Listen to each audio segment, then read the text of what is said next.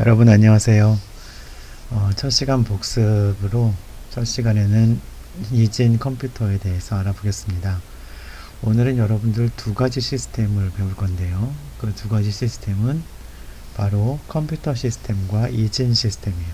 그래서 그 두 가지를 한번 차례로 살펴보겠습니다.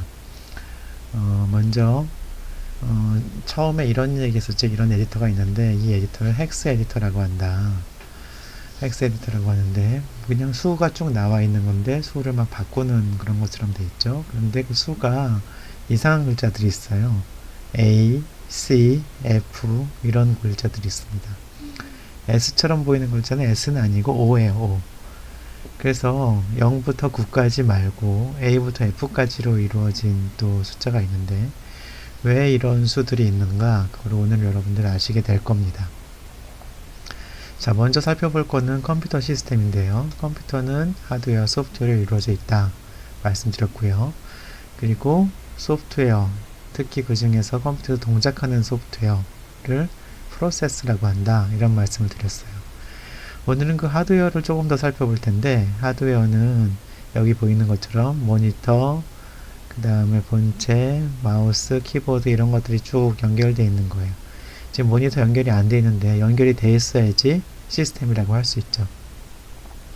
자, 하드웨어를 좀 더 안쪽을 자세히 살펴보면 모니터하고 키보드, 마우스 같은 것들은 사실은 다 밖에 있는 외부 주변 장치라고 하고요. external device라고 하고 그 안에 있는 핵심은 CPU하고 메모리, 그 다음에 안에도 디바이스가 있는데 internal storage라는 것들이 있어요. 스토리지는 어떤 정보를 저장해서 기억하고 있는 거예요. 그리고 메모리는 사실은 이름은 메모리지만 아무것도 기억을 못해요. 기억하는 놈은 스토리지고 대신 메모리는 그 프로그램 수행 중에 중간중간에 과정만 기억을 하죠. 전원을 끄면 메모리에 있는 내용은 다 사라지게 됩니다. 대신 하드디스크나 CD 드라이브, 또 USB 드라이브 이런 데 있는 내용들은 그대로 남아있게 됩니다. 자, 그래서 간단히 말하면 컴퓨터 시스템은 여기 있는 CPU와 이런 장치들이 가로로 이렇게 이어져 있는 버스로 이어져 있는 버스 구조를 이루고 있다 말씀드렸어요. 그런데 CPU는 사실은 다른 장치에는 관심이 없어요. CPU는 메모리에만 쓰고 메모리에서만 읽습니다. 그러면 CPU에서 계산한 결과가 어떻게 모니터에 표시가 되느냐? 메모리의 특정 부분에 쓴 것을 이 모니터로 뿌려주는 거죠. 그런 일을 해주는 그 장치가 중간에 있는데 그건 이제 비디오 카드라고 해요. 비디오 카드가 메모리에 있는 영역을 가지고 그걸 가지고 모니터에 표시를 해주는 겁니다. 자, 그러면 이제 CPU는 메모리하고만 이렇게 왔다 갔다 하고 있구나 여러분들 아시게 되겠죠. 그 CPU를 조금 더 자세히 살펴보면 CPU 안에도 메모리 비슷한 놈이 또 있어요. 레지스터라고 아주 빠른 메모리가 있는데 레지스터 말고 계산을 하는 유닛이 있는데 그걸 ALU, Arithmetic Logic Unit이라고 하고 제어를 하는 부분이 있는데 Control Unit, CU라고 되어 있습니다. 편의점 이름하고 똑같네요. 자, 어쨌든 그 제어하는 그런 부분이 있고요. 자, 이 레지스터 중에 특별한 레지스터, 인스트럭션 레지스터, 프로그램 카운터라는 것이 있는데 CPU는 어떻게 일을 하냐면 메모리에 있는 특정 명령어를 인스트럭션 레지스터로 가져와요. 그것을 컨트롤 유닛이 해석을 하고 그 다음에 해석 결과에 따라서 ALU가 계산을 하거나 그 다음에 아니면은 뭐 레지스터나 메모리의 내용을 바꾸거나 이렇게 합니다. 그래서 가져오고 해석하고 실행하는 그 세 가지 과정을 계속 반복하게 됩니다. 그것을 간단히 fetch, decode, execute cycle이라고 하는데요. 더 간단히 해서는 fetch, execute cycle이라고도 해요. 가져와서 해석하고 실행하고. 근데 그 실행하는 거의 의미를 여러분들이 잘 알고 계셔야 되는데 실행의 의미는 레지스터나 아니면은 메모리나 기타 여러 가지를 포함해서 컴퓨터의 상태를 바꾸는 것을 실행이라고 합니다. 자, 그래서 프로그램을 실행할 때는 CPU하고 메모리만 생각하면 된다 그랬죠. 그런데 메모리가 왜 중요하냐면 메모리 안에 CPU가 계산을 해야 될 명령어들이 저장이 돼요. 물론 중간 데이터도 저장이 돼요.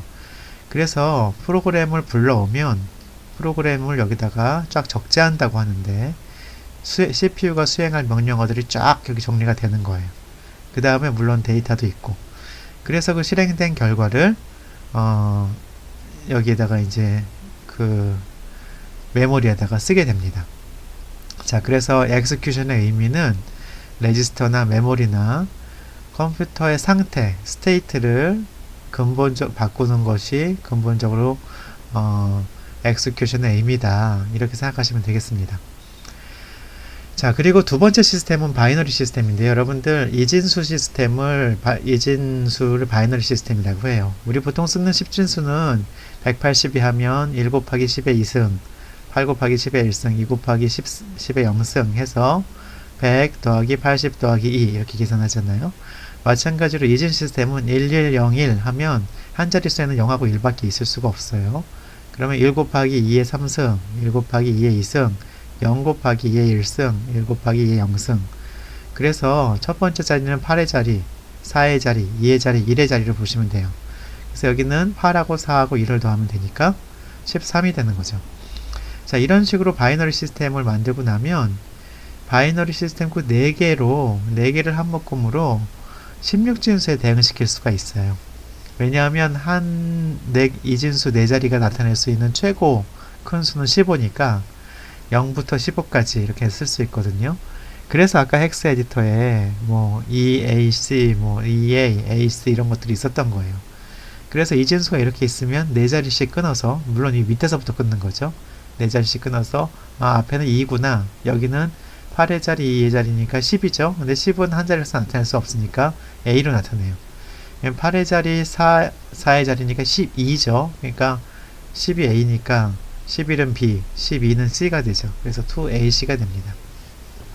자, 그래서 이진수를 간단하게 나타내기 위해서 헥사데시멀 시스템을 쓴다. 이렇게 보시면 되고요. 자, 그럼 소프트웨어는 어떻게 만드느냐? 리퀘어먼트에서 어널리시스하고 디자인하고 임플리멘테이션하고 테스팅하고 메인테넌스 이 과정을 거치는데 문제를 먼저 분석합니다. 여러분들 뭐랑 비슷하다고 그랬죠? 밑줄 긋기.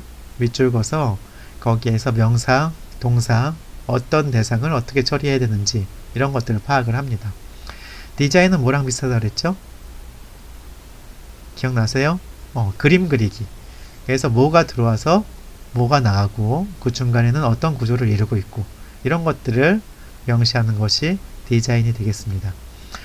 그 다음에 임플리멘테이션은 그것을 뭐랑 비슷하다고 했지? 타이핑, 코딩 하는 거예요. 코드를 만드는 거예요. 우리가 설계한 거를.